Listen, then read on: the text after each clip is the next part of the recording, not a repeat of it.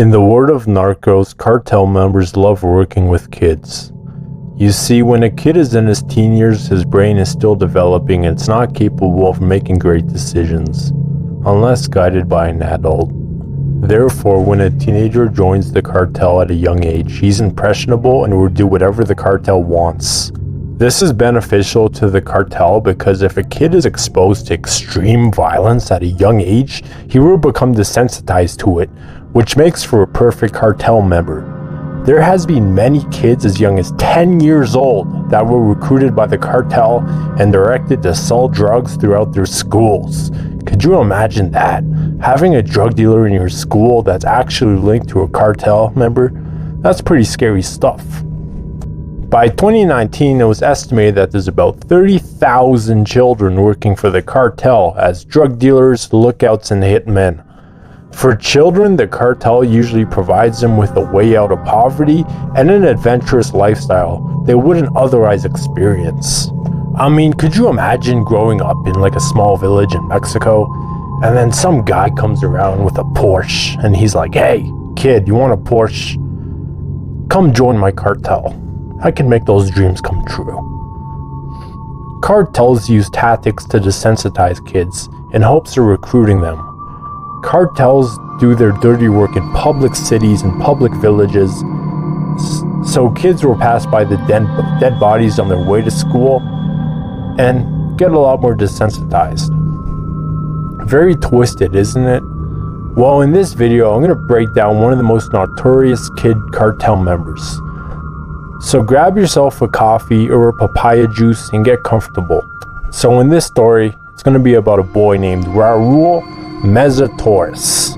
Raul was born in Culiacan, Sinaloa on October 31st, 1991. Once he was born, his fate was already written. You see, everyone around him was deep into the cartel. His father, Raul Meza Torres, I'm sorry, I mispronounced that, was a high-ranking member in the Sinaloa cartel and wanted his son to follow suit.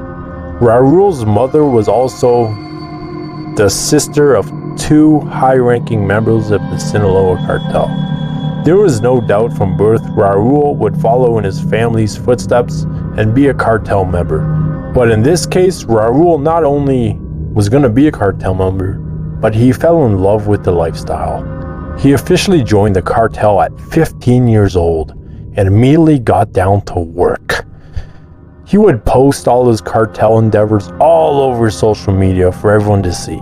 Something like Dan Bilzerian would do. Show the woman you're with, show the cars you're driving, show the guns you have, all that good stuff. He would post pictures of his luxurious lifestyle and also post pictures of him holding massive assault rifles. Some of the rifles were even as big as him. Just think about that for a second. The kid's like 15 or 16. I mean, holding a massive gun is probably going to be the size of you at that age. And this made him end up inspiring other kids to join the cartel. Imagine seeing your friend post all this beautiful stuff on social media, and you're just sitting there playing Call of Duty, and you're just like, damn, I need to upgrade my lifestyle. So that's what happened when Raul would post this all over social media. The Sinaloa cartel members were thrilled with this because Raul was recruiting new teenagers who were ready to work. Raul was loving his lifestyle and he was well respected by other members of the Sinaloa cartel along with his peers. When he was just 18 years old, he started dating a woman by the name of Teresa Zambada. This wasn't your ordinary girl next door. No. This was the daughter of El Mayo, one of the founders, yes, the founders of Sinaloa cartel. If you know anything about the Sinaloa cartel, the founders are El Chapo and El Mayo. So yeah, this woman was a big deal. This would earn Raul even more royalty in the cartel world. Eventually, something tragic happened that made Raul go down a dark path. On March 27, 2007, his father was gunned down in a gun battle with a rival cartel. You would think a tragic event like this might make Raul second guess his life and what he's doing, and maybe stop, maybe go to college and become a mechanic. But no. Raul was like, you know what? I'm gonna go harder in the cartel. I'm gonna really push the budget here. Well, this would lead up to his downfall. Later that year, on October 9th, he was in an armed vehicle with two of his friends, just bullshitting, having a good time. Police pulled up because the vehicle didn't have license plates, and they began to ask questions. I mean, not to be rude, but you'd think if a kid was this high profile of a gangster, you'd think he'd have license plates, But in this case, no. Raul wasn't very sophisticated. He didn't have license plates or registration for the vehicle. Therefore, when he ended up being arrested, but they let him go. Just 2 years later, on June 19th, 2009, Raul was enjoying one of his favorite pastimes, which was drag racing. Eventually, the police came and shut it down and told everyone to go home. Well, the people drag racing didn't just pack it up and go home. They started shooting at the police, and a gun battle ensued. Eventually, the drag racers fled the scene on foot, leaving lots of evidence behind. Later on, when there was an investigation, they found one of the cars was linked to Raul. Eventually, Raul had his last encounter with police. On April 25th, 2010, police officers were patrolling a neighborhood and saw a suspicious vehicle.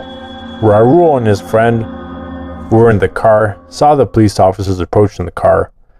Raul and his friend took out their pistols and began shooting in the air, hoping to scare off the officers. The police told them to calm down and just turn themselves in, giving them one last chance. In the heat of the moment, Raul shot one of the police officers directly in the face. He also shot at the other officer, but the other officer ended up surviving, but he was in critical condition. Another officer approached the scene and shot Raul, instantly killing him on the spot. Raul's friend tried to escape on foot, but eventually he was caught. When Raul's friend was caught, he went to trial and he pinned everything on Raul, saying Raul's crazy and, because he's dead, he can't defend himself, which is, whatever. But his friend ended up getting charged with homicide and attempted homicide on the police, as no one really knew what happened, but they threw the book at him. Anyways, poor Raul ended up dying at just 18 years old. This goes to show you, man, this lifestyle is not worth it. You don't want to get involved in this stuff. All that fame and fortune and happiness he had didn't matter in the end when he's in his casket. Anyway, hopefully you enjoyed this video. If you can leave a like, that'd be cool. If you don't want to leave a like, that's fine too. Have a nice day.